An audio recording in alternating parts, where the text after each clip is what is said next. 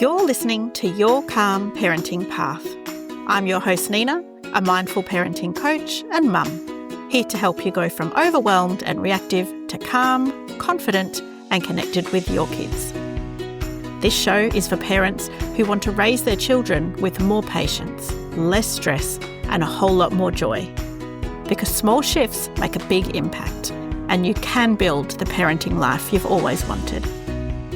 If you want to see what I'm up to, follow me on Instagram at Mindful Parenting Lifestyle, and don't forget to hit follow or subscribe so you never miss an episode. Let's get started. Hello, and welcome to Your Calm Parenting Path. Today we have another Parenting Path in Action episode, where we take a real-life parenting challenge and break it down into simple, mindful steps you can use right away. And this episode is a bit of a personal one for me and was a challenge I was navigating my way through earlier this year. It's one that I know so many parents face. What do you do when your child gets in trouble at school for hurting someone or for being mean to someone? Maybe you get a phone call from the teacher. Maybe your child even comes home and tells you about something that they did that wasn't their best moment. You feel that sinking feeling in your stomach.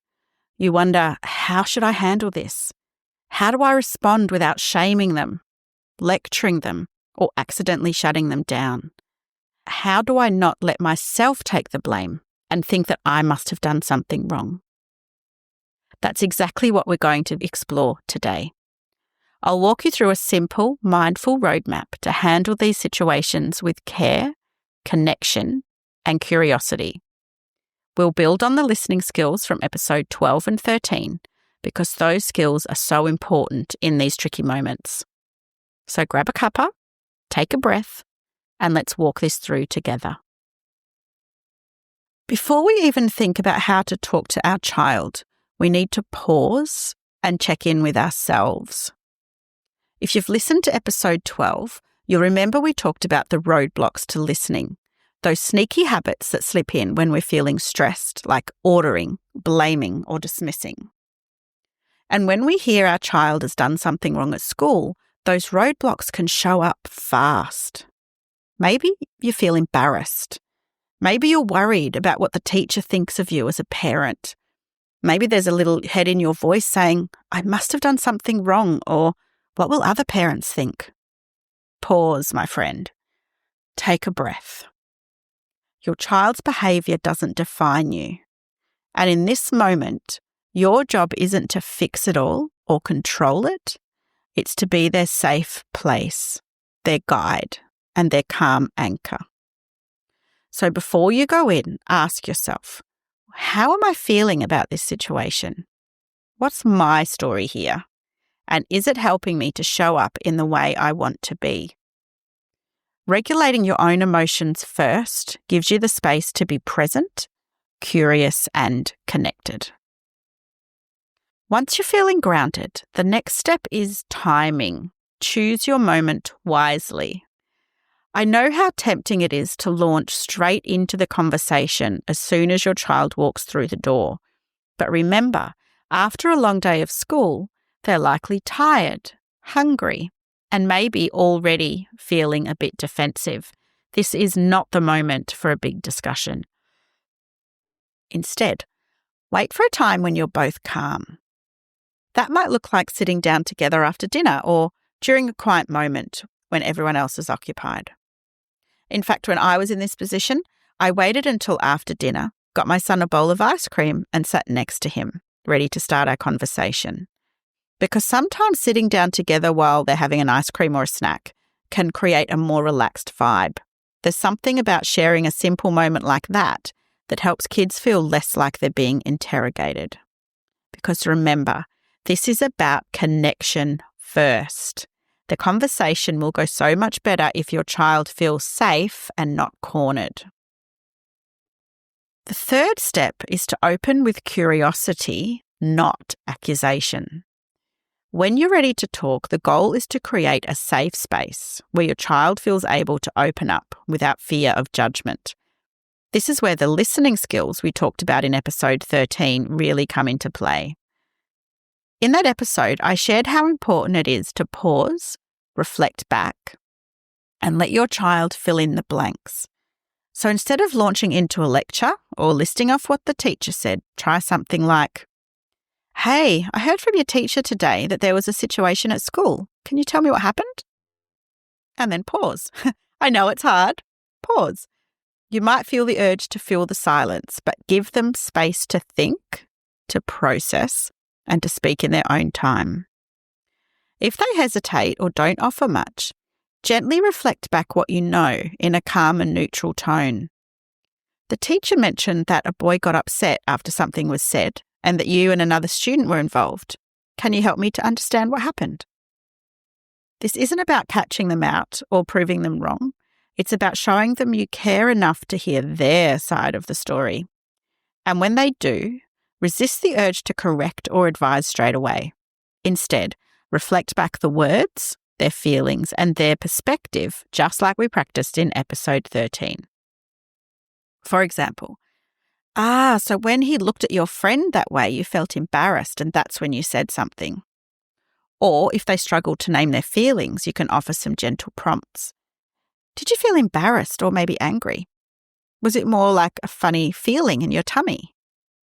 This helps them build emotional awareness, which is such a vital skill for handling tricky situations in the future. The fourth step is to guide gently, but don't lecture. Once your child has shared their perspective, it's tempting to jump in with the "next time you should" advice. But here's the thing. Lectures shut down learning. They make kids feel small, ashamed, or like they're in trouble. And when that happens, they stop listening. Instead, keep the conversation open. You could say, "I'm wondering, if you were in that situation again, what do you think you could do differently?" Or, "It's really important to me that we treat others with kindness, even when we're upset. What do you think about that?" This is where you can gently introduce your family values, like kindness, respect, and honesty, without pushing them. It's not about saying you should. It's about sharing what matters to you and inviting your child to reflect on what matters to them. If you're not sure, that's okay. Just let it land. Sometimes the seeds we plant now take a little time to grow. Now let's spend a moment on apologies, because this is a part that often gets rushed or handled in a way that doesn't teach the lesson we hope for. You might hear teachers say, "You need to apologise to him right now." Or you might even feel tempted to tell your child, "Go and say sorry now." And while that can seem like the right thing in the moment, here's the thing. A forced apology is just words. It doesn't build empathy. It doesn't help our child reflect. It might even make them feel more resentful or misunderstood. So how do we help our child understand what an apology really means? First, we ask some questions. We say, "What do you think an apology is for?" Or, "If you were in their shoes, what would you want to hear or feel from the person who hurt you?" Or, "Do you feel ready to apologise, or would you like to show your care in another way?" It's also really important to help kids see that apologies are more than words. They're a way of repairing trust.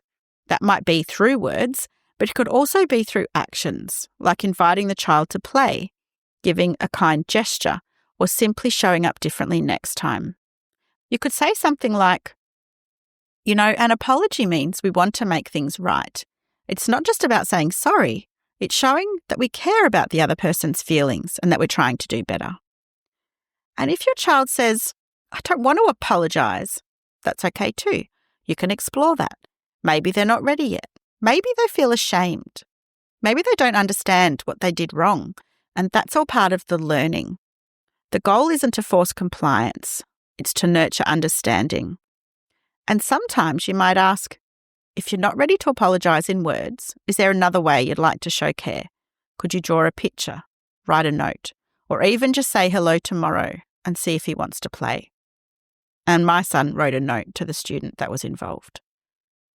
This kind of conversation helps kids develop emotional intelligence and social responsibility, not because they have to, but because they want to.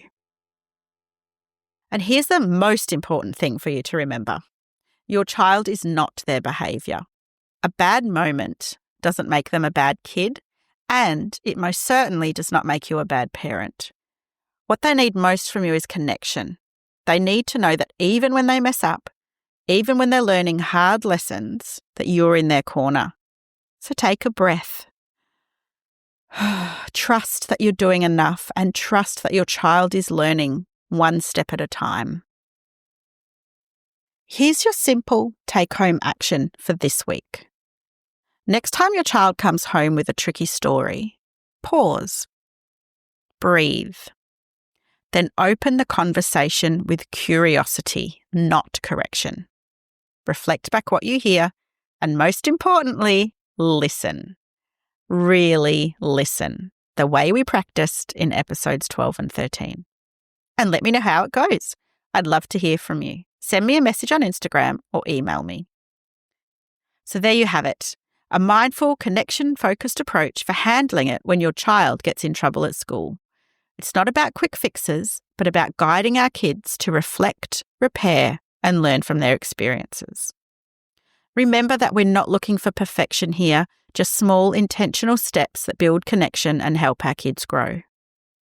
If you'd like more support with these kinds of parenting challenges, I'd love to invite you to book a 60-minute SOS parenting support call with me.